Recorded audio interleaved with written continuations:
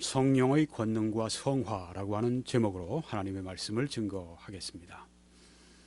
본문 말씀은 두 절 말씀이 되겠습니다. 사도행전 2장 4절 그들이 다 성령의 충만함을 받고, 에베소서 5장 18절 술 취하지 말라 이는 방탕한 것이니 오직 성령으로 충만함을 받으라. 두 군데 다 성령의 충만함에 관한 말씀입니다. 우리는 이 말씀을 보고 성령의 충만함 같은 말씀이네, 그렇게 우리가 생각하기가 쉽습니다만은 이 성령의 충만함은 강조점이 다릅니다. 하나는 사역을, 하나는 삶을 그렇게 강조해서 말씀하고 있고, 또한 경험적인 면과 또 비경험적인 면에서 차이가 있습니다. 우리가 이 공부를 좀 할 필요가 있습니다. 먼저 우리가 사도행전 2장 4절에 성령의 충만함을 받고 라고 하는 이 말씀은, 그 앞에 1장 8절에 보면 성령이 임하시면 이라고 예수님이 말씀하셨습니다. 오직 성령이 너희에게 임하시면 너희가 권능을 받고 예루살렘과 온 유대와 사마리아와 땅끝까지 이르러 내 증인이 되리라고 말씀을 하신 그 말씀이 바로 성령의 충만함과 연결되는 것입니다. 근데 그 앞에 예수님이 또 다른 용어를 쓰셨습니다. 너희는 몇 날이 못되어 성령으로 침례를 받으리라, 그렇게 1장 5절에서 말씀을 하셨습니다. 우린 여기서 사도행전 2장 4절에 성령의 충만함이라고 하는 말씀은 바로 성령의 침례라고 하는 그 말씀인 것을 우리가 알 수가 있습니다. 어떤 분들은 사도행전 1장 5절의 성령의 침례를 고린도전서 12장 13절에 우리가 성령으로 말미암아 침례를 받아 한 몸이 되었다, 그리스도 안으로 우리가 침례를 받아 그리스도의 몸의 지체가 되는 것으로 그렇게 생각을 합니다. 그래서 성령으로 침례도 받았고 또 그때 성령으로 충만함을 받았고 라고 그렇게 해석을 합니다. 많은 분들이 그렇게 봅니다. 이걸 다수가 그렇게 본다고 이야기할 수도 있습니다만은 또 그렇게 생각하지 않는 분들도 많이 있습니다. 여기에 성령의 충만함이라고 하는 것은 성령의 침례를 말하는 것입니다. 그렇습니다. 성령으로 침례 받는다고 하는 것은 우리들에게 여기에서는 성령의 충만함을 말씀하고 있습니다. 로마서 6장 3절에서 너희가 그리스도 예수와 합하여 침례 받은 것을 알지 못하느냐 했을 때, 예수님과 합하여 침례 주신 분은 성령이신데 거기에 성령의 침례, 아까 그리스도의 몸 안으로 주시는 고린도전서 12장 13절의 성령의 침례, 이것은 중생할 때, 성령이 우리를 거듭나게 하실 때 일어나는 현상입니다. 우리가 느끼지 못해요? 그것은 구원받을 때, 중생할 때 일어나는 것이었었습니다. 그런데 여기에 보니까 이 성령의 충만함은 경험적인 것이었습니다. 어떤 경우에는 이 성령의 충만함과 성령의 침례가 동시에 일어나는 경우가 있습니다. 고넬료가 그랬습니다. 고넬료가 성령으로 중생할 때 그때 성령의 침례를 받습니다. 성령의 충만함을 받습니다. 다 그런 것은 아닙니다. 모두 보통은 성령으로 중생하고 난 다음에 어느 기간이 지나고 난 다음에 성령으로 충만한 경험들을 하게 되는 것입니다. 자, 여기에서 강조하는 것은, 여기 사도행전 2장 4절의 말씀은 성령의 충만함은 바로 그 용어상 성령의 침례라고 하는 것입니다. 이것은 고린도전서 12장 13절과 또한 로마서 6장 3절에 있는 우리의 영적 지위와 관련된 그런 성령의 침례와는 다른 것이다. 여기에 성령의 침례는 바로 성령의 충만함이다. 이것을 이렇게 우리가 함께 쓰고 있다는 것을 말씀드리는 것입니다. 이 성령의 침례, 충만, 사도행전 2장의 4절에 이 성령의 침례와 충만은 무엇을 강조하는가? 확신을 강조합니다. 확신이 옵니다. 이 성령의 충만, 이 성령의 침례를 받으면 확신이 오는 거예요. 그리고 그것이 바로 능력이 되는 것입니다. 마틴 로이 존스 목사님이 한 번은 에딘버러라고 하는 지역에서 어떤 큰 우리 그리스도인들의 모임 집회가 있었는데, 거기에 한 신문 기자가 강사들이 이제 설교한 것을 가지고 두 가지로 이렇게 평했다고 합니다. 하나는 어떤 강사 목사님은 advocate, 변호인처럼 그렇게 예수님에 대한 변호인처럼 그렇게 설교하는 걸 들었습니다. 근데 다른 분은 예수님에 관한 증인과 같이 그렇게 설교하는 걸 들었습니다. 그러면서 그렇게 기자가 써내더랍니다. 그걸 보면서 이 로이드 존스 목사님이 나는 어느 쪽인가? 나는 예수님을 증거할 때 변호인처럼 증거하는 게 아닌가? 나는 예수님을 증거할 때 증인처럼 증거하는 게 아닌가? 변호인은 어떻습니까? 변호인으로서 자기 이 고객을 변호해 주는 역할을 하는 사람입니다. 증인은 어떻습니까? 자기가 체험한 바를 얘기합니다. 생생하죠. 네, 같은 얘기를 해도, 그러니까 설교를 해도 우리 설교자들이 변호인처럼 얘기할 수가 있는 겁니다. 근데 어떤 설교자는 증인과 같이 말합니다. 생생하게 예수 그리스도를 증거합니다. 로이드 존스 목사님이 나는 증인처럼 설교해야 되는데 나는 변호인처럼, 변호사처럼 그렇게 예수님을 증거하지 않는가. 자기 자신을 돌아봤다고 하는 얘기를 들으면서 참 위대한 설교자다. 저도 그 말을 들으면서 다시 저를 생각해 보았습니다.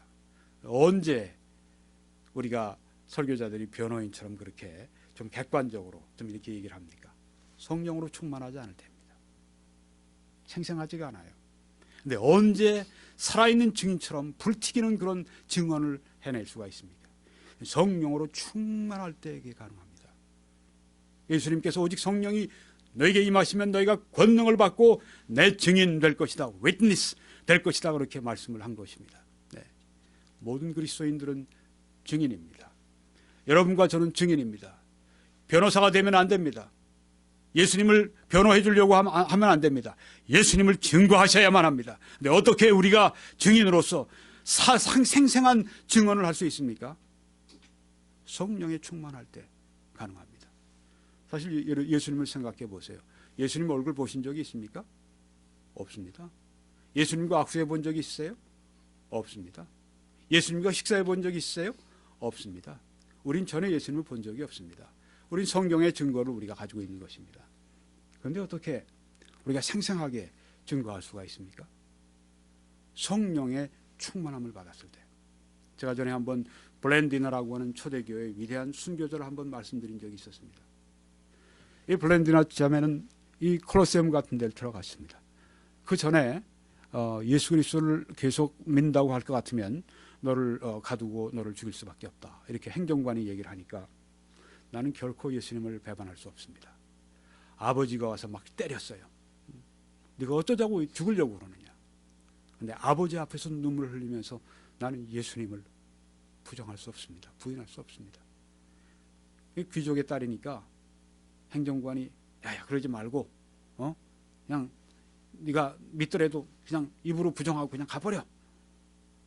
네, 끝까지 그런 예수님을 부인하지 않습니다. 그리고 나중에 결국은 이제 그 콜로세움 사자의 밥이 되기 위해서 그 어떤 경우는 이제 이 소들을 보내서 소들이 막 뿔로 막 친답니다. 이 블란디나 경우에는 소가 막 그 뿔로 막 쳐냈어요. 근데 여러 번 쳐도 죽질 않습니다. 얼마나 고통스러운지. 그러니까 나중엔 그 군사를 보내서 군사가 칼로 목을 쳐서 죽이는 그런 것으로 순교를 끝내려고 그러는데 전에 내려오는 그 말은 그래. 이게 사실인지 모르겠습니다. 블란디나가 순교한 건 사실입니다. 칼을 잡고 그냥 이 블란디나를 이 군사가 두려워서 치질 못하니까 여기다가 하라고 하면서 여기를 치라고 그렇게 해서 순교를 했다고 하는 그런 이야기를 접합니다. 근데 어떻게 그 소녀가 그렇게 담대하게 자기 목숨을 걸고 예수님을 증언할 수가 있었습니까? 성령으로 충만했기 때문입니다. 그래서 예수님을 사랑했기 때문에 부정할 수가 없었던 것입니다. 언제요? 성령의 침례를 받게 될 때, 충만을 받게 될 때, 그 확신과 권능이 주어지고 증인의 사명을 감당하고 사역을 하게 됩니다. 근데 에베소서 5장 18절에 성령으로 충만함을 받으라 하는 말씀은 그 전후 좌우를 보게 되면 그건 도덕적인 문제를 말씀하고 있습니다. 그리스도인의 윤리적인 삶을 말합니다. 그리스도인의 인격을 말하고 있는 것입니다. 성화를 말하는 것입니다. sanctification, 즉 우리가 거룩해지는, 그리스도 안에 거룩함을 입어가는 성화의 과정을 밟아가는 것입니다. 그리고 그것은 영적 성숙에 이르는 것을 말하고 있는 것입니다. 이처럼 이 두 가지는 강조점이 다르다고 하는 것입니다. 같은 성령의 충만함을 받았다고 할지라도 사도행전 2장 4절에 있는 말씀은 특별한 것입니다. 이런 체험들은 특별합니다. 이 그리스도의 사랑에 완전히 감격하고 그것 때문에 내 목숨까지 내놓을 정도로 그렇게 하나님의 사랑에 감격하는 그 확신을 갖는 이런 특별한 확신들은 특별한 경험들입니다. 성화는 일상적입니다. 늘 우리의 구원받을 때부터 우리가 주님 앞에 갈 때까지 계속 일상적으로 진행되는 과정입니다. 이 확신은 직접적입니다. 성령이 저에게 직접, 여러분에게 직접 그것을 부여하십니다. 그런데 성화는 간접적이에요. 예를 들면 성화는 우리가 어려운 고난을 당함으로 말미암아, 때로는 하나님의 징계를 받음으로 말미암아, 때로는 어떤 형제와 자매를 통해서 교제하면서 말씀을 보면서 이렇게 간접적으로 성화가 점진적으로 이루어집니다. 사도행전 2장 4절의 말씀은 이것은 아주 우리에게 주어지는 경험적인, 체험적인, 우리가 알 수 있는, 주위 사람들도 알 수 있는 그런 것이었습니다. 사도행전 2장 4절이 저들이 성령의 충만함 받고 난 다음에 주위에 있는 사람들이 뭐라고 그랬습니까? 저 사람들 보니까 새술에 취해서 새술의 현상을, 체험된 걸 자기도 알고 주위 사람들도 아는 것입니다. 그런데 이 에베소 5장 18절의 성령의 충만함은 경험적인 것이 아닙니다. 그래서 우리가 이것을 이렇게 두 가지로 비교해서 이해할 수가 있습니다. 성령의 충만함, 이것은 사도행전 2장 4절에 나오는 성령의 침례, 성령이 임하시는, 이것은 소나기와 같은 것입니다. 한꺼번에 확 쏟아져서 흠뻑 적십니다. 그런데 에베소 5장 18절의 말씀은 이슬비 같습니다. 이슬비도 어떻습니까? 처음에는 젖지 않지만 계속 막고 있으면 점점 다 젖게 됩니다. 마찬가지입니다. 젖긴 젖는데 충만하긴 충만한데 사도행전 2장 4절의 말씀은 한꺼번에 마치 급류가 쏟아지듯이, 소나기가 퍼붓듯이 그렇게 쏟아지는 성령의 역사를 말하는 것입니다. 에베소 5장 18절의 성령의 충만함은 상황입니다. 잔잔하게 상태적인 성령의 충만함을 말하는 것입니다. 우리는 이 성령의 네 가지 사역을 우리가 보면서 더 이해가 잘 되는 것입니다. 성령은 사람을 죄를 책망하게 하시고 예수 그리스도를 증거해 주심으로 말미암아서 거듭나게 하십니다. 그리고 거듭난 후에 성화된 인격으로 성령이 인도해 주십니다. 그래서 우리가 성화라고 하는 것은 전적으로 하나님의 일입니다. 물론 우리의 책임이 없는 게 아니에요. 제가 그걸 말씀을 드리려고 합니다. 그렇지만 우리가 하는 일이 아니라 궁극적으로는 하나님이 이루시는 일이다. 이게 에베소 5장 18절의 말씀입니다. 그렇지만 그 다음보다 더 높은 단계가 있습니다. 그것은 확신과 권능, 권능과 확신을 주시는 사도행전 2장 4절에 나오는 그 충만함을 말하는 것입니다. 성화에만 머물러 있어서는 안 됩니다. 확신과 권능의 단계까지 올라가야 된다고 하는 것입니다. 그래서 우리는 이 두 가지의 성령의 충만함에 대해서 우리가 성경에서 배우게 됩니다. 사도행전 2장 4절에 성령의 충만함은 어떤 다른 용어가 있다고요? 성령의 침례입니다. 근데 이 성령의 침례와 이 성령의 충만, 여기 성령의 침례로 우리가 용어를 우리가 고린도전서 12장 13절과 로마서 6장 3절에 있는 우리가 중생할 때 받는 단 한 번 받고 다시는 되풀이되지 않는 그런 성령의 침례와는 우리가 다르게 이해해야 합니다. 왜 성경은 이렇게 복잡하게 말씀했을까요?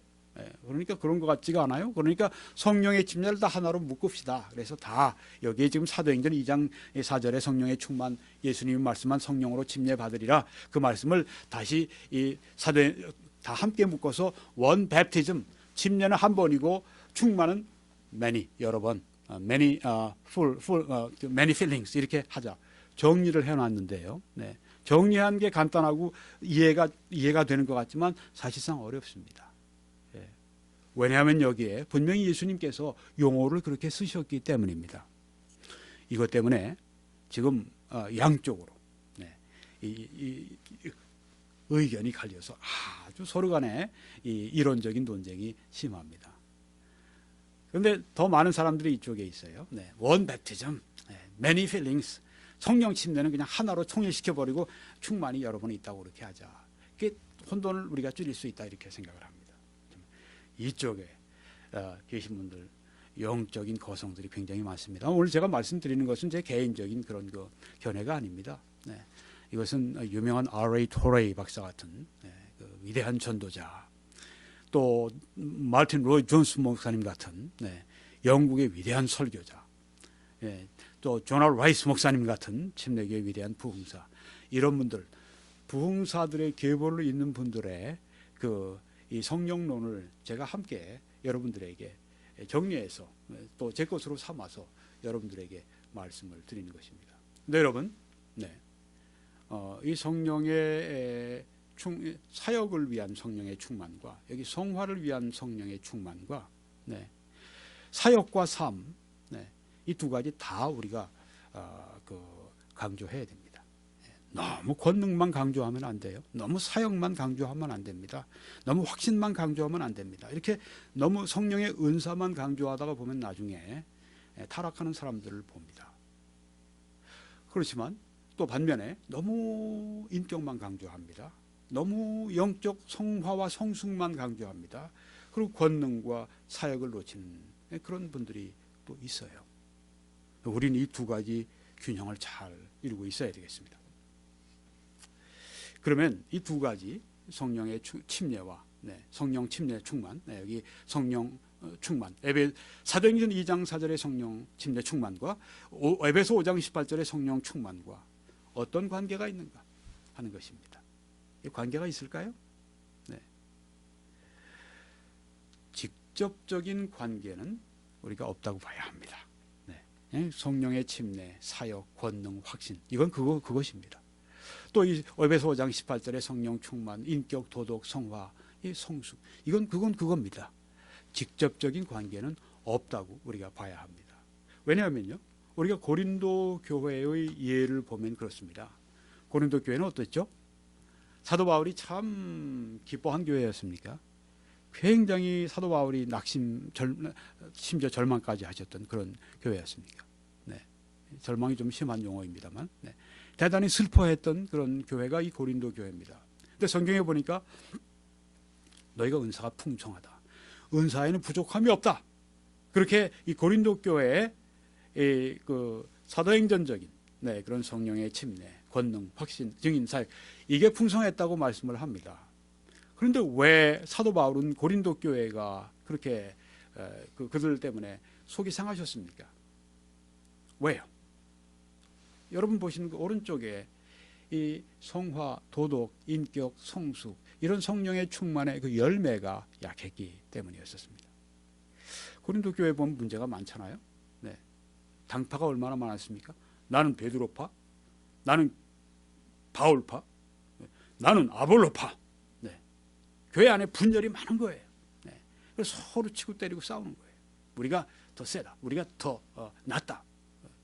어떤 사람은 이것저것 다 싫다, 사람 다 싫다, 나는 그리스도파다 하고 그리스도파가 또 나온 거예요. 분당하고 파벌하고, 이 고린도 교회의 심한 도덕적인 문제였습니다. 또 어떤 경우는 계모를 자기 아내로 취해버렸어요. 이런 일이, 사도 바울이 이건 이방인 가운데도 없는 일이지 않느냐, 어떻게 이런 이 교회에서 가능하고, 어떻게 너희들이 이런 사람을 그냥 너희들 교회 안에 둘 수가 있느냐, 이런 사람들 내쫓아야 되지 않느냐, 이렇게 징계하라고 그들에게 하시는 말씀을 또 볼 수 있습니다. 어떤 경우는 주의 만찬, 성만찬 하게 되면 그 거룩한 그 예식에 주의 몸과 피를 기념하고, 또 거기에 우리가 영적으로 참여하는 그 귀한 거룩한 예식에 어떤 사람들은 미리 먹고 와서 그냥 그거 마시고 취하고 뭐 이런 일들이 거기에 있었습니다. 고린도 교회 아주 말썽 많은 교회였었습니다. 그런데 그들이 은사가 부족함이 없었다는 말이에요. 이 성령의 침례, 성령의 충만함을 경험하면 이 도덕과 인격의 영향을 미쳐야 합니다만, 그렇지 못한 것을 우리가 여기서 보게 되는 것입니다. 그러니까 직접적인 연관이 있다고 볼 수는 없습니다. 고린도 교회가 그렇습니다. 사도 바울이 뭐라고 말씀을 합니까? 이 고린도 교회 성도들에게 이렇게 호소합니다. 내가 사람의 방언입니다. 천사의 말을 할지라도 사랑이 없으면 소리나는 구리와 울리는 꽹가리가 되고, 방언을 아무리 유창하게 잘할지라도 울리는 꽹가리 소리다, 사랑이 없으면, 사랑은 무엇입니까? 성령의 열매, 인격, 도덕, 사랑, 열매, 성화, 성숙을 말하는 것이죠. 네. 사랑이 없으면 너희들 아무리 방언하고 천사의 말을 할지라도 그 아주 내 속에 내 아주 귀가 듣기 싫은 들리는 꽹가리, 아주 그냥 울리는 꽹가리다, 이렇게 말씀을 한 것입니다. 너희도 은사 자랑하고 너희들 방언 많이 한다고 자랑하고 너희 그렇지만 사랑이 없으면 하면서 그들에게 성령의 인격, 성령의 열매를 강조하는 것을 여기 볼 수 있습니다. 또 내가 예언하는 능력이 있어, 예언의 은사, 예언의 능력이 있어 모든 비밀과 모든 지식을 알고 또 산을 옮길 만한 모든 믿음이 있을지라도, 산 옮기는 믿음이 있을지라도 사랑이 없으면 내가 아무것도 아니요. 사랑을 여기에 강조하고 있지 않습니까? 이 고린도 교회 그 성령의 침례, 성령의 충만, 방언, 뭐 이런 은사, 예언, 이런 믿음, 이런 그 권세, 이런 권능, 확신, 능력, 이런 걸 강조하는 이 교회, 사랑이 없으면 아무것도 아니다. 사랑이 먼저다. 너희를 가장 좋은 길을 너에게 보이는데 사랑을 구하라고 이렇게 말씀하지 않습니까? 네. 직접적인 관계는 없습니다. 네. 그렇지만은 우린 둘 사이에 간접적인 관계는 있다고 하는 것을 확실히 알 수가 있습니다. 왜요? 성령의 침례에 충만을 받게 되면 어떻습니까? 하나님의 사랑을 확신하게 되잖아요. 네. 저들이 하나님의 사랑을 확신했기 때문에 그들을 그렇게 박해하는 사람들 앞에 나가서 복음을 전했고, 또 그것 때문에 박해를 또 받고 투옥되고 매맞고 심지어는 순교를 당하고 그러는 지경에 가서도 계속 증거했던 것은 성령의 침례와 충만이 하나님의 사랑으로 그들에게 확신됐기 때문입니다. 성경에 보시면 소망이 우리를 부끄럽게 아니함은 우리에게 주신 성령으로 말미암아 하나님의 사랑이 우리 마음에 부은 바 됨이니라고 했습니다. 하나님의 사랑이 성령으로 말미암아 부은 바가 되는 것입니다. 네. 그 하나님의 사랑이 부은 바가 되니까 어떻게 됩니까? 그 하나님을 사랑하게 되죠. 네. 그리고 거룩함을 열망하게 됩니다. 네. 하나님을 사랑하고 거룩한 것을 사랑하고 성령의 침례, 성령의 충만이 그렇게 우리에게 역사해 주신다고 하는 겁니다. 제가 다시 한번 인용하겠습니다. 조나탄 에드워즈는 1703년에서 1758년 살았던 지난 시대의 위대한 영적 거성이었습니다. 설교자였고 신학자였고 철학자였습니다. 최고의 지성인이었고 또한 가장 깊은 영성의 소유자였습니다.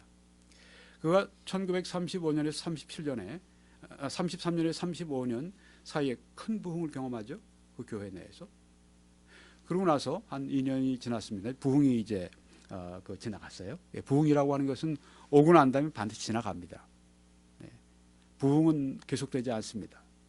부흥은 하나님의 주권에 따라서 왔다가 하나님의 시간에 또 사라지는 것입니다. 참 너무 아쉬워요. 네, 부흥 속에 평생에 살고 싶은데, 네, 저는 하나님께 지금 기도하는 것이 그렇습니다. 하나님, 저희 나머지 생애가 부흥 속에 살 수 있으면 얼마나 좋겠습니까? 네. 그런 경우도 있어요. 네. 조지 휘트필드 같은 분은 평생의 부흥이 지속이 됐습니다. 얼마나 큰 은혜인지. 네. 근데 이번에 생에 그때 부흥이, 큰 부흥이 있었습니다. 뉴잉글랜드 지방에 확산시킨 부흥이 있었습니다. 그 다음에 1937년 부흥이 마치고 37년 됐을 때 그때 그는 들판으로 나갔습니다. 기도 산책하러 나간 거예요. 말을 타고 한참 들로 나가서 거기 숲속을 이제 거닐면서 묵상하고 기도하면서 이때 환상과 같은 거죠. 주님의 그 모습을 봅니다.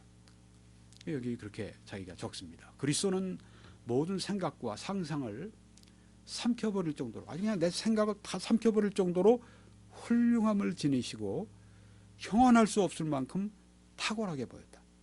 이게 뭐예요? 성령의 충만함이 임하면서 그가 오시면 예수님이 뭐라고 말씀하셨습니까? 나를 증거하실 것이요 라고 말씀했습니다. 나 성령 침례 받았습니다 라고 말하지만 그리스도가 그 심령에 증거되지 않았으면 그것은 헛것을 본 겁니다. 잘못된 것입니다. 성령 침례 받았다고 하고 자기 얘기하고 자기 받은 거 자랑하고 자기 체험 자랑하고 이거는 가짜입니다. 여기 성령의 체험을, 성령의 충만한, 성령의 침례를 경험하는 사람을 보세요. 그리스도로 가득 차 있었습니다. 아주 압도당하고 있었습니다. 이러한 생각은 1시간 정도 지속됐는데 이로 말미암아 나는 거의 1시간 내내 눈물을 많이 흘리고 크게 소리내어서 울었다. 네. 너무 그 아름다운 광경, 그것 때문에 아주 너무 감격해서 눈물을 흘리는 거예요. 나는 영혼의 열망을 느꼈다. 이는 달리는 표현할 수 없는데 비워지고 깨뜨려지고 싶은 열망, 네. 티끌 속에 누워 그리스도로 충만하고 싶은 열망, 거룩하고 순결한 사랑으로 주님을 사랑하고 싶은 열망, 주님을 위해 살고 주님을 섬기고 하나님의 순결, 하늘의 순결로 거룩해지고 순결해지고 싶은 열망을 느꼈다. 보십시오. 그리스도에 대한 사랑, 하나님에 대한 사랑, 거룩함에 대한 이런 그 열망, 이런 것들이 막 불타오르지 않습니까? 그럼 이런 것들이 우리의 거룩한 삶에 영향을 왜 안 미치겠습니까? 그렇습니다. 성령의 침례 충만은, 사도행전적인 성령의 침례 충만은 우리에게 이런 하나님을 향한 사랑, 그리고 거룩함에 대한 열망을 불러일으킴으로 말미암아서 에베소 5장 18절에 말씀하는 우리의 인격과 우리의 도덕과 우리의 성화에 관계된 성령의 충만함, 거기에 영향을 미치게 되는 것입니다. 성화에 영향을 미칩니다. 그러니까 성화의 가장 강력한 자극제가 된다고 하는 것입니다. 그래서 우리가 성령의 침례를 하나님께 아주 목숨을 걸고 구해야 되는 이유가 거기 있습니다. 네, 목숨 걸고 구해야 됩니다. 성화에 우리가 정말 열심이고 거룩해지는 일에 우리가 관심을 가지고 있다고 할 것 같으면, 내가 정말 예수 그리스도를 닮기를 원한다고 할 것 같으면 강력한 자극제가 필요합니다. 강력한 촉진제가 필요합니다. 나는 예수님을 사랑하는 사랑이 뭐 뜨거워졌다가도 식고, 그게 우리가 아니에요. 네. 거룩해지고 싶은 그 열망으로 가득 찼다가 또 영 나락으로 떨어지고, 그게 우리가 아닙니까? 네. 우리 육신으로 놔두면 뭐 그럴 수밖에 없어요. 강력한 촉진제가 필요합니다. 강력한 자극이 필요합니다. 그게 뭡니까?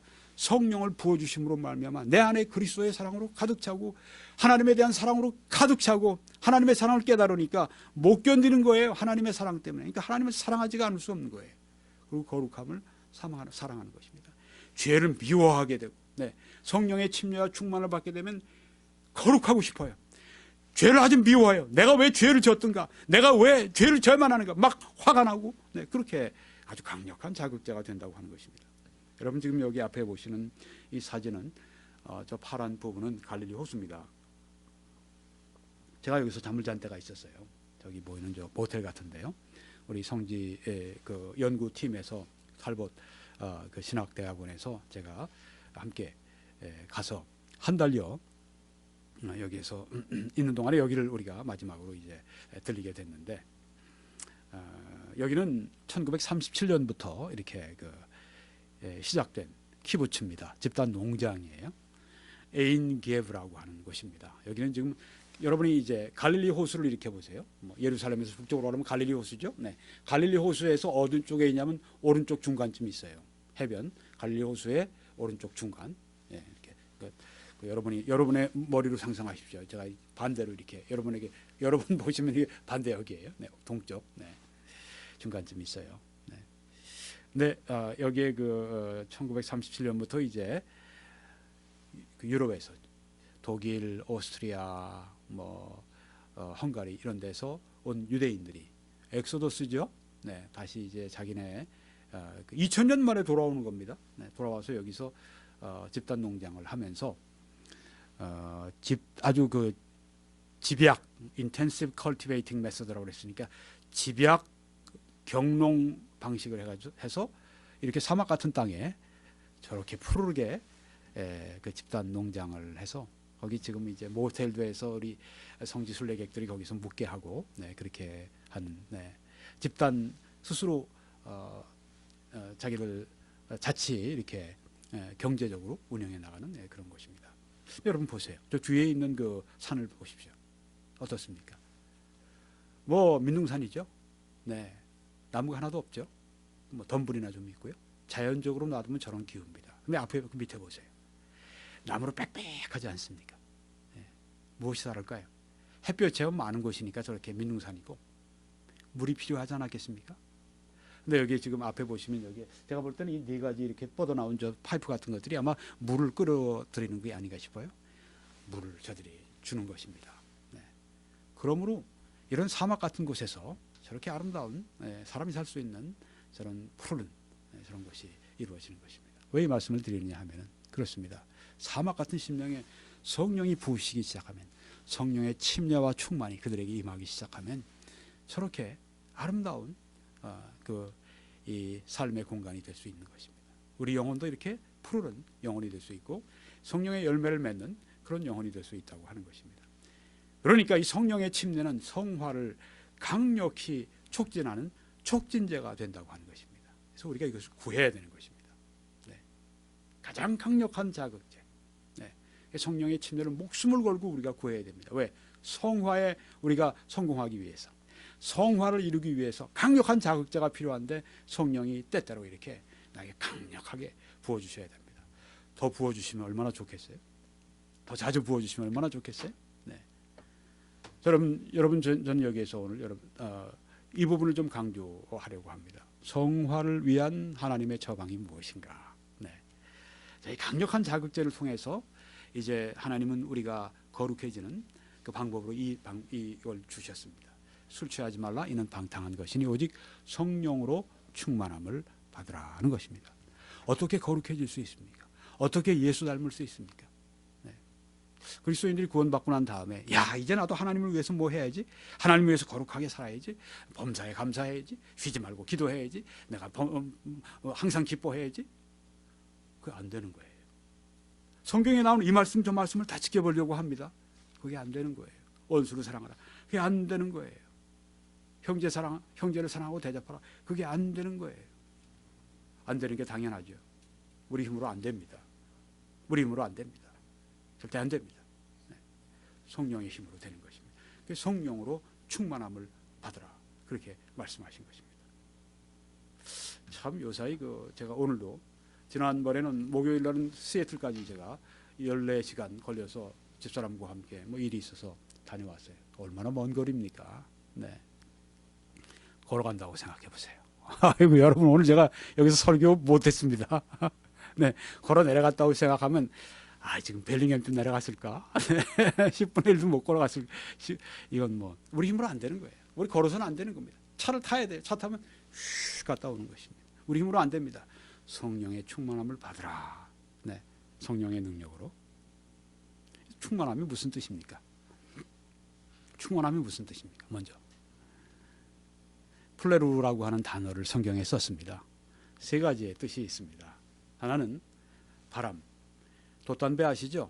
네, 바람이 확 불면 이렇게 바람에 실려서 배가 쑥 밀려가는 돛단배, 바로 그런 것입니다. 충만이라고 하는 것은 이렇게 배가 그 바람의 영향으로 확 밀려가는 게 충만이 그런 뜻이 있고, 또는 퍼진다는 뜻이 있습니다. permeation.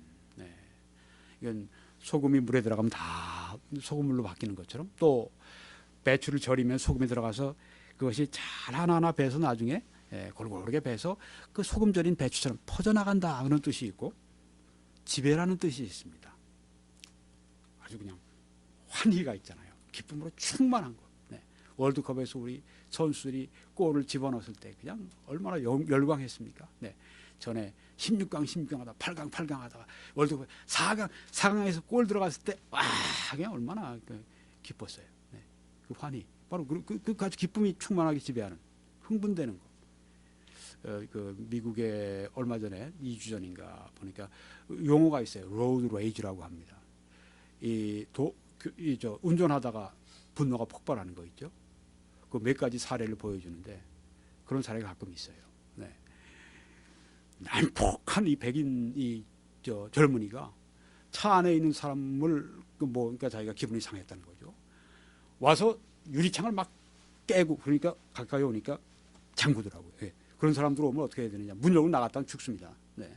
어떻게 되는지, 이 사람이 마약을 했는지, 이 사람이 술을 취했는지, 아니면 이 사람이 어떤 살인을 하고 도망을 가는지 알 수가, 그런 사람만 무조건 차단시켜야 돼요. 네. 그리고 창문 올려야 됩니다. 말하면 안 됩니다. 이렇게 분노했을 때는. 네.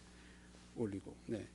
그런데도 와서 막 치더라고요. 막 그냥 발로 막 차고 얼굴 보니까 이건 완전히 마귀 얼굴이에요. 너무 화가 나서 말이죠. 이런 그 흥분되어 있는 아주 분노로 가득 차 있는 이런 그 분노의 감정이 지배되고 있잖아요. 네. 이런 감정, 이게 충만이라는 뜻이라고 하는 것입니다. 팁을 드리면 그렇게 그 로드 레이지에 걸리지 않으려고 할 것 같으면 추월선에 들어가서 계속 있으면 안 됩니다. 추월선에서 빨리 빠져나와서 뒤에 있는 차들이 빨리 빠져나가도록 해줘야 되고 다른 차 쫓아가면 안 되고, 네. 그리고 다른 화난 운전자하고 마주치면서 이렇게 서로 이거 하면 안 되고, 네. 자, 이건 팁이고요. 네, 지배당하는 거예요. 성경에 보면은 이런 말씀이 있습니다. 너희 마음에 근심이 가득했다.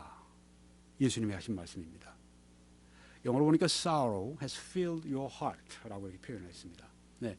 충만이라는 단어가 여기도 쓰였어요. 네. 우리말로는 이제 가득했다라고 이렇게 바뀌었지만은 슬픔이 너의 마음을 가득 채웠다.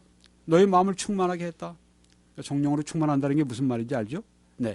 슬픔이 나의 마음을 가득 채운 것처럼 성령이 나를 가득 채우시는 것입니다. 성령의 인격으로 나를 가득 채워주시는 것입니다.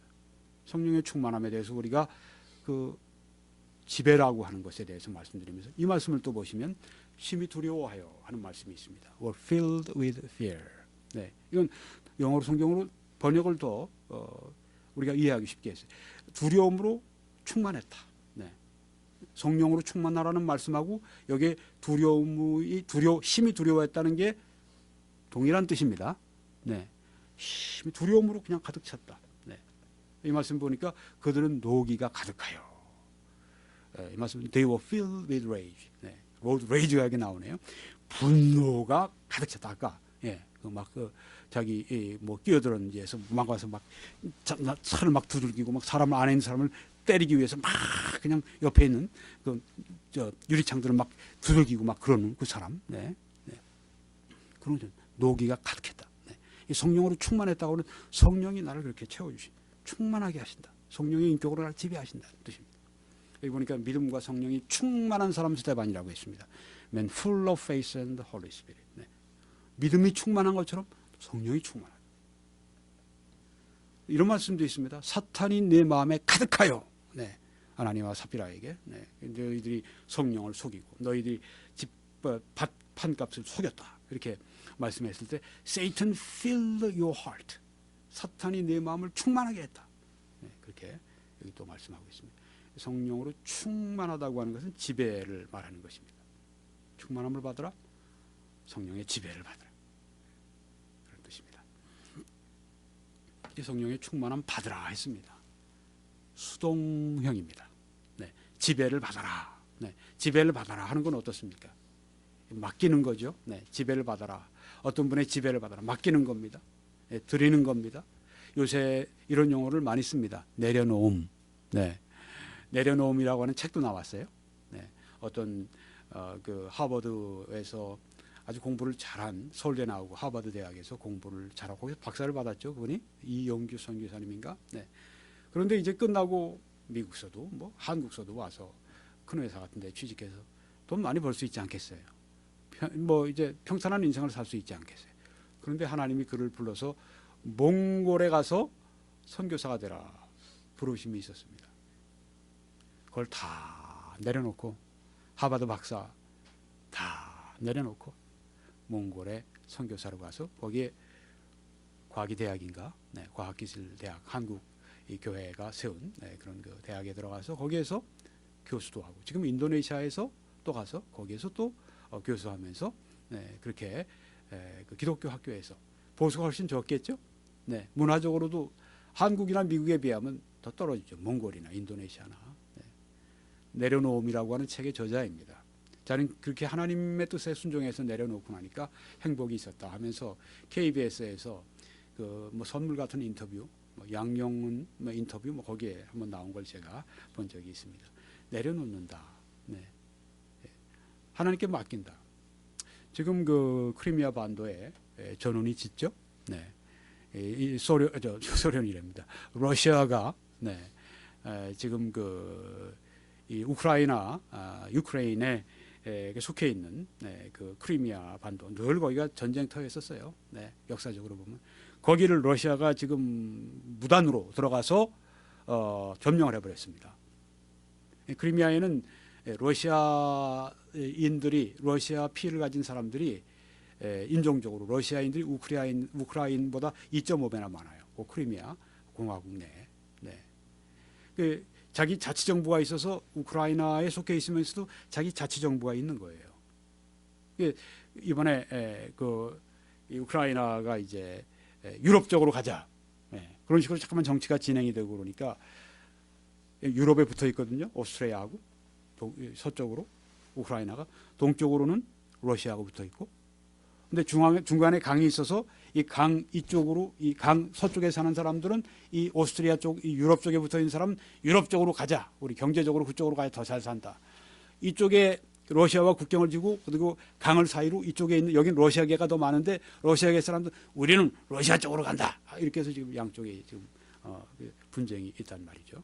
근데 이번에 자꾸만 저쪽으로 가니까 아주 크리미아에 딱 그냥 이 러시아 군대가 진주를 해가지고선 몽땅 다 거기를 지금 차지했어요. 그리고 크리미아 공화국, 자치 공화국, 그래도 그 우크라이나 정부에 속해 있는 건데 거기 우크라이나 길을 떼어버리고 거기다 러시아 길을 꽂았어요. 그건 이제 뭐 그 안에 있는 크리미아 공화국 내에 있는 사람들이 했다고 그러지만 뭐 배우가 다 러시아 뭐 다 누구나 세상에 다 아는 거죠. 근데 지금 어떤 일이 있냐면 그 자치 정부에서 의회에서 뭘 결정했냐면 우리는 러시아 쪽으로 가겠다. 그러고선 결정을 해버렸어요. 우리는 러시아에 속하겠다.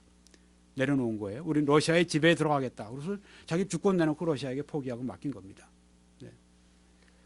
네. 지금 주민 투표를 곧 실시하는데 지금 굉장히 문제가 있을 것 같아요. 왜 이 말씀을 드리느냐면 성령의 충만을 받으라 하는 것은 이 크리미아 자치공화국 이 의회가 한 것처럼 러시아에 양도한 겁니다. 주권을 맡긴 거예요. 우리 주권은 없습니다. 우리 주권은 당신에게 속했습니다. 바로 이것처럼 성령의 충만을 받으라고 하는 것은, 성령의 지배를 받으라는 말씀은 성령의 지배에 우리 주권을 맡기라고 하는 것입니다. 맡겨라. 네. 성경에는 하나님께 우리의 주권을 맡기라고 하는 말씀이 많이 나옵니다. 성화는 여기에서 출발되는 것입니다. 우리의 책임은 무엇인가? 여기 말씀하기, 이와 같이 너희도 너희 자신을 죄에 대하여는 죽은 자요. 죄에 대해서는 죽었습니다. 죄의 통치에 대해서는 죽었습니다. 더 이상 죄를 위해서 살지 않게 됐습니다. 또한 죄의 지배를 받지 않게 됐습니다. 이제는 그리스도 예수 안에서 하나님께 대하여는 살아있는 자로 여기라. 하나님을 향해 살아있습니다. 하나님의 지배를 받습니다. 네, 하는 것입니다. 이제는 하나님께 대해서 살아있는 자로 여겨라 하는 말씀은 동의해라 하는 말 정도 이상입니다. 이것은 여긴다고 하는 것은 사실을 사실대로 그렇게 여기라고 하는 것입니다. 우리는 그리스도 안에서 이제 하나님을 향해 살아있기 때문입니다. 근데 거기서만 끝나면 안 됩니다. 그 다음 말씀이 이와 같이 그러므로 너희는 죄가 너희 죽을 몸을 지배하지 못하게 하여 몸의 사욕에 순종하지 말고 하는 말씀이 나옵니다. 우리가 거부해야 됩니다. 지배하지 못하게 해야 됩니다. 자, 이쪽에 지금 아까 크리미아 공화국을 말씀드렸는데 얼마 전에 뉴스가 나오기를 지금 우크라이나의 어떤 사람들이 다시 크리미아 공화국 들어가서 다시 의회 뭐 이런 뺏기 위해서 지금 가고 있다. 네. 그런 얘기가 들려서 긴장이 있고 막 지금 그렇습니다. 뭐 거기서 이제 뭐 총알이 한번 빵 나오면 그 다음도 걷잡을 수 없이 되는 게 전쟁이 아닙니까? 네. 거기 그 사람들 우리는 러시아의 지배를 받지 않겠다. 네. 여기 우리는 우리 죽을 이 몸을 죄가 우리 몸을 지배하지 못하게 하겠다. 이거 우리가 해야 된다고 하는 것입니다. 네. 죄에 대해서는 우리가 거부하고 몸의 사욕에 대해서는 순종하지 말고 악한 소원에 대해서 순종하지 말고 누가 하는 것입니까? 우리가 해야 한다고 하는 것입니다. 성화의 아주 중요한 책임이 우리에게 있다고 하는 것입니다. 성령이 우리를 침례 주셔서 그리스도 안에 우리를 두게 하시고 그리스도와 우리가 함께 죽고 그리스도와 함께 장사 지내고 죄에 대해서 죽고 이제는 그리스도 안에 살고 하나님에 대해서 살아있다고 그렇게 우리에게 우리 지위를 만들어 주셨지만 우리가 죄에 대해서 거부해야 됩니다. 우리가 죄에 대해서 너는 아니야. 너는 나를 지배할 수 없어. 너는 나의 주인이 아니야. 하고 이렇게 얘기하면서 동시에 또한 너희 지체를 불의의 무기로 죄에게 내주지 말고 파리스템이라고 하는 이 내준다, 양도한다. 이것은 주권을 포기한다는 말씀이에요. 죄면 죄에게 내 주권을 포기해서 죄 마음대로 해라고 나에게 나의 주권을 맡기는 그거 하지 말라고 하는 얘기입니다. 반면에 오직 너희 자신을 죽은 자 가운데서 다시 산 자같이 살아난 자같이 하나님께 드리며 하나님께 파리스테미 드리라고 하는 것입니다. 내 주권을 포기하라고 하는 것입니다. 나 자아의 나의 주권을 갖는 것이 아니라 하나님 뜻대로, 하나님 주권대로, 하나님 처분대로 맡깁니다. 너희 지체를 의의 무기로 하나님께 파리스테미 드리라, 바치라, 양도하라 하는 것입니다. 여기 성경에 아주 핵심적인 말씀이 나옵니다. 어떻게 우리가 의의 종이 될 수 있습니까? 너희 자신을 종으로 내주어 누구에게 순종하든지 그 순종함을 받는 자의 종이 되는 줄 너희가 알지 못하느냐? 이렇게 말씀했습니다. 성령의 충만함을 하나님이 주시는 것이지만 우리가 해야 할 일이 있습니다. 우리가 순종해야 됩니다. 우리가 순종하는 대로 종이 되는 것입니다. 혹은 죄의 종으로 사망에 이르고 혹은 순종의 종으로 의에 이르느니라. 우리가 하나님께 순종하면, 성령께 순종하면 성령의 종이 되는 것입니다. 성령의 지배를 받는 것입니다. 성령의 충만을 받기 위해서, 성령의 지배를 받기 위해서 우리가 어떻게 해야 되는가? 우리는 성령의 지배에 맡겨야 합니다. 왜? 그래야 성령의 종이 될 수 있습니다. 그렇지 않고 우리의 주권을 바로 죄에게 맡기면 죄가 우리를 자기 처분대로, 죄가 우리를 자기 종으로 끌고 갈 것입니다. 그러니까 이 성령 충만의 아주 중요한, 아주 진짜 이 명량해전 같은, 죽느냐 사느냐, 조선이 이기느냐 아니면 일본이 외놈들이 이기느냐 하는 이 이판사판의 그 싸움에서, 명량 그 대첩에서 말이죠. 조선이 12척의 이순신 장군이 이 그 함선을 끌고 나가서 무려 200여 척이 넘는 외선들을 놓고 쌓아서 깨뜨려 버리잖아요. 죽기 살기로 그 싸움한 그때 바로 그런 그 말씀이 이 말씀이라고 하는 것입니다. 내가 그래서 죄에게 내주느냐 아니면 거부하고 항거하고 지배를 허용하지 않고 내가 성령께 내드리느냐, 성령의 충만을 받으라는 말씀은 우리 측에서 볼 때는 그 말씀, 성령의 지배에 맡기라. 여기에서는 의의 종으로, 순종의 종으로 의에 이른다. 하나님께, 성령께, 그리스도께 맡기고 내 주권을 주님 주권대로, 주님 처분대로, 주님 뜻대로 하십시오 하고 맡기는 그것이 필요하다고 하는 것입니다. 여기 성경에도 그러므로 형제들아, 우리가 빚진 자로 돼 육신에 져서 육신대로 살 것이 아니라 너희가 육신대로 살면 반드시 죽을 것이로되 영으로서 몸의 행실을 죽이면 살리니, 몸의 행실을 죽인다고 말씀을 했습니다. 어떻게 해요? 영으로서, 성령으로서 그렇게 하는 것입니다. 즉 우리가 죄의 지배에 맡기지 않고 죄를, 몸의 행실을 죽이는 것입니다. 성령으로서, 그리고 성령께 우리를 복종시키는 것입니다. 이 말씀에도 형제들아, 내가 하나님의 모든 자비하심으로 너희를 권하노니 너희 몸을 하나님이 기뻐하시는 거룩한 산제물로 드리라 하고 말씀했습니다. 드리는 것입니다. 바치는 것입니다. 존 나가다 목사님은 여기에 대해서 성령으로 충만하다는 말은 생각 하나하나, thought by thought 이렇게 표현했습니다. 결정 하나하나, decision by decision, 행동 하나하나, act by act, 성령의 지배 아래서 하는 것이다. 결정 하나하나, 내 행동 하나하나, 말 하나하나, 생각 하나하나 성령의 지배 아래서 하는 것이다. 성령의 충만한 삶은 모든 발걸음을, every step, 모든 발걸음을 하나님의 영께 양도하고 순복한다. 내 생각마다 하나님의 성령께 순복시키는 것입니다. 모든 생각을 사로잡아 그리스도께 복종한다는 성경의 말씀처럼 하나하나 다 성령의 주권에 양도하고 할양하고 맡기는 것입니다. 또 이 성령께 순복하는 것은 무엇인가? 말씀에 순복하는 것입니다. 하나님의 말씀. 여러분, 이 성경 말씀은 누가 쓰셨습니까? 하나님의 말씀이니까 하나님 쓰셨습니다. 맞습니다. 근데 성경에 보니까 예언은 언제든지 사람의 뜻으로 낸 것이 아니요 오직 하나님의 성령의 감동하심을 입은 사람들이 하나님께 받아 말하는 것임이라고 말씀을 했습니다. 하나님의 성령이 또한 쓰셨습니다. 하나님의 말씀에 맞습니다. 성령의 말씀, 그것도 맞는 것입니다. 또 예수 그리스도의 말씀, 그것도 맞는 것입니다. 삼위일체 하나님이시니까. 그래서 우리가 성령께 순복하는 것에 대해서 구체적으로 알려면 이 하나님의 말씀에 우리가 순종하는 것입니다. 이 말씀에 나온 뜻은 하나님의 뜻, 성령의 뜻입니다.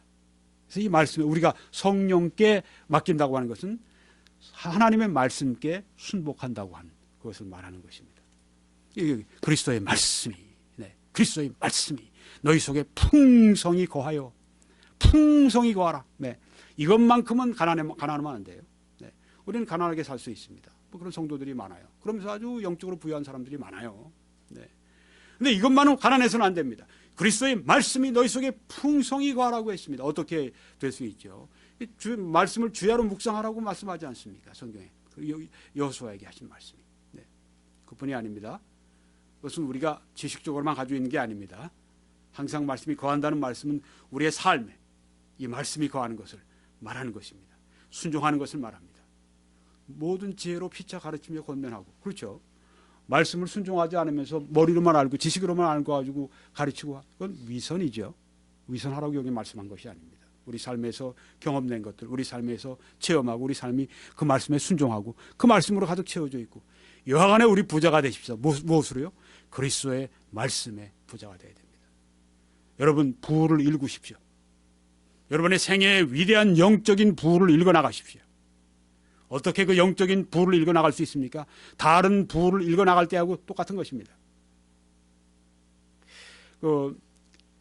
한 분이 경제 칼럼을 썼어요. 미국인 유명한 사람인데, 포브스 잡지라고 하는 미국의 그 경제 유명한 잡지에 미국의 빌리언웨어, 아주 억만장자들이 거기 쭉 순번이 나오는데, 뭐 빌 게이츠부터 시작해 쭉 나오는데, 어떤 사람들이 부자가 되느냐? 자기가 거기에 대해서 벌써 30년 동안 거기에 글도 쓰고 했다고 하는 분이, 첫째는 회사를 차리는 것이다. 둘째는 유산 받는 것이다. 네. 그렇게 말하는 걸 들었습니다. 네. 회사 차려서 돈 버는 거. 그래서 뭐 그런 사람들 특별히 하여튼 기술 인터넷 가지고 돈 많이 버는 사람들 많잖아요. 왜 이 말씀을 드리냐면, 회사 차리는 게 쉬운 일입니까? 그렇죠? 네. 직장인 되는 게 더 쉬워요. 사실은. 네. 직장인은 8시간 일하면 되잖아요. 회사 사장은 24시간 일해도 부족해요. 네. 모든 짐은 다 걸머집니다. 열심히 합니다. 직장인보다 훨씬 더 많이 뛰어요. 성공하는 그런 회사를 하려면. 그래서 부를 읽어 나가는 것입니다. 영적인 부도 마찬가지입니다. 성경의 부도 마찬가지입니다. 부지런히 이 말씀 읽고 우리가 이 말씀과 씨름해야 됩니다. 네. 이 말씀 들어야 합니다. 네. 부지런히 영적인 부여를 하루아침에 쌓으려고 하면 그건 말이 안 됩니다. 차근차근 우리가 이 영적인 부를 쌓아가길 바랍니다. 그래서 시와 찬송과 신령한 노래들로 부르며 감사하는 마음으로 하나님을 찬양하고, 이게 다 무슨 결과죠? 성령 충만의 결과와 똑같은 것입니다. 보십시오. 아까 우리 에베소 5장 18절에 성령 충만, 그 이후에 나오는 결과하고 골로새 3장 16절에 그리스도의 말씀이 풍성한 그 결과하고 결과가 똑같습니다. 나중에 여러분 보세요. 똑같습니다. 결국 성령의 충만함은 말씀 충만함이라고 하는 말씀이에요. 존 마가드 목사님은 성령의 충만함이란 단순히 그리스도의 말씀, 성경을 취하여 거하게 하며, 네, 우리 자신의 모든 면에 주입하는 것이다. 그건 순종이란 말이에요. 하나님의 영으로 충만하다는 것은 그분의 말씀으로 충만하다는 것이다. 그리고 우리가 하나님의 말씀으로 충만할 때 그 말씀은 우리의 생각과 우리의 행동을 통제하며 따라서 우리가 더더욱 성령의 지배 아래 들어가게 만든다. 네, 우리가 하나님의 말씀의 지배를 받으면 성령의 지배를, 왜? 성령의 글이기 때문에, 성령의 생각이고 성령의 말씀이기 때문에, 성령의 느낌이시기 때문에, 성령의 뜻이기 때문에 우리가 이 말씀의 지배를 받으면 성령의 지배를 받는다고 하는 것입니다. 우리가 성령의 충만받기 위해서 이 말씀을 우리가 그렇게 가까이 해야 될 이유가 바로 거기 있습니다. 이 말씀이 나의 생각, 나의 감정, 아주 나의 행동까지 완전히 이 말씀이 나를 지배하도록, 네, 나를 주장하도록, 나를 통제하도록 그렇게 만드는 것을 말하는 것입니다. 네, 찰스 스펄전 유명한 목사님이죠. 네. 누군지 여러분이 아십니다. 이제 말한 바와 같이 그리스도인의 피는 비블린이다. 네. 저도 이 용어를 처음 들었습니다. 비블린이다. 네. 비블린이라고 즉 그의 어느 부분을 찌르거나 잘라낼 때 피 흘리는 성경이 돼야 한다. 이야, 역시 스펄전 목사님이 참 정말 뛰어난 분이에요. 어떻게 사람의 입에서 저런 말이 나오나, 그런 설교자라고 제가 말씀을 드렸는데, 네, 아주 정말 어떻게 이런 말이 나올 수 있을까요? 비블린. 네. 그리스도인의 피는 어떤 피가 되는? 저는 A형인데, 네. 여러분 B형, O형 여러 다 있어요. 네. 근데 그리스도인의 피는 영적인 피는 비블린이 돼야 된다. 네, 피 흘리는 성경, 블리딩 스크립처. 네, 이게 그리스도를 푹 찌르면 성경이 막 그 피로 흘러나오는 거예요. 피는 생명 아닙니까? 생명이 나는 거예요. 그래서 푹 찌르면 생명이 피가 나올 때 성경이 막 그냥 푹 뽑아져 나오는 거예요. 네. 아, 훌륭한 표현입니다. 네. 성령으로, 왜? 성령으로 충만하니까 훅 찌르면 푹 나오는 거예요. 네. 피가 나, 성경이 막 나오는 거예요. 네. 그리스도인의 피는 바로 피 흘리는 성경이다. 아, 멋있는 말입니다. 그렇죠? 네. 성령의 충만함을 받아라는 말씀은 부정적으로 또 이렇게 말씀 성경에 있어요. 성령을 슬프시게 하지 말라. 네. 성령이 언제 슬프십니까? 우리가 죄와 불순종을 할 때 슬퍼하십니다. 네. 성령의 지배를 받지 않는 거죠. 성령을 기쁘시게 해드리는 게 성령의 지배를 받는 건데 반대로 성령을 슬프시게 해드리니까. 네. 또 성령을 소멸하지 말라는 말씀으로 성령의 충만함을 받아라는 말씀을 부정적으로 우리들에게 또 말씀해 주시는 것입니다. 성령을 어떻게 소멸해요? 우리가 성령의 인도를 받으려고 하지 않을 때, 네. 알면서도 우리가 선인지 알면서도 행치 않을 때 성령이 소멸됩니다. 여기에 보면 수인돌 목사님이 하나님의 뜻에 어긋나는 행동을 하며 나 자신을 의지하는 동안 성령으로 충만함 받을 수 없다. 네. 하나님의 뜻에 따르지 않는 행동을 할 때 성령 충만 못 받습니다. 나의 삶에 나타나는 죄들을 다루고 있다는 것과 하나님 앞에 또 다른 사람들에게 행한 잘못들을 소홀히 하고 있지 않다는 것을 확신할 필요가 있다. 네. 죄에 대해서 철저해야 됩니다. 성령을 슬프시게 하면 안 됩니다. 이상 1분 내에 제가 말씀을 마칩니다. 존 메가더 목사님도 성령으로 충만하면 죄의 자백을 거기에 포함한다. 네. 내가 죄를 자백하고 죄를 버리고 이게 성령의 지배에 맡기는 것이죠. 또 자아를 포기하는 것입니다. 나의 의지, 지성, 몸, 시간, 재능, 소유, 소원을 순복하는 걸 말합니다. 성령께, 하나님께 순복하는 걸 말합니다. 성령의 충만함은 이기심의 죽음 및 자아, 즉 의지의 죽임을 요구한다. 내가 죽는 거예요. 우리가 자신에 대하여 죽을 때 주님이 그분의 영으로 충만시켜 주실 것이다. 네. 성령은 하나님이 우리를 충만시켜 주시면 우리가 할 일은 그 성령의 충만을 위해서 우리는 어떻게 해야 됩니까? 바로 이것입니다. 네. 성령의 충만함을 받으라 하는 것은 또 달리 얘기하면 예수님의 지배를 받으라는 말씀이에요. 네. 같은 하나님이시니까 메가더 목사님, 성령의 충만함을 받는 것은 마치 우리가 예수님 바로 옆에 서 있는 것처럼 주 예수 그리스도의 개인적인 임재를 의식하며 사는 것이며 그분의 마음이 우리의 삶을 지배토록 하는 것이다. 어떤 문제가 결정하기 어려울 때 예수님이 지금 나와 함께 옆에 계시다면 어떻게 하셨을까라고 물어보면 좋습니다. 성령의 뜻을 우리가 이해하기 쉽습니다. 성령의 충만함은 예수님의 생각이 우리의 생각이 되고 예수님의 표준이 우리의 표준이 되고 예수님의 일 우리의 일이 되며 예수님의 뜻이 우리의 뜻이 되도록 그리스도의 말씀으로 우리 자신을 채우는 것이다. 네. 현재형으로 쓰여졌다고 말씀드렸죠. 에베소 5장 18절의 말씀은 계속 성령으로 충만함 받으라는 그런 뜻이에요. 우리말로 번역하면 성령의 충만함 받으라는 말씀을 직역을 하면 계속적으로 성령의 충만함을 받아 있어라.